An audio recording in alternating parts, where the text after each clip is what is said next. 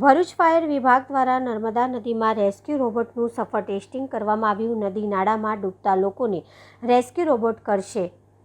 લગભગ દર વર્ષે ચોમાસામાં પૂરનો સામનો કરનાર ભરૂચમાં ચોમાસાની શરૂઆત સાથે બચાવ કામગીરી માટે ભરૂચ નગરપાલિકાને રેસ્ક્યુ રોબોટ ફાળવવામાં આવ્યું છે। નદી નાળામાં ડૂબતા લોકોને રેસ્ક્યુ રોબોટ કરશે।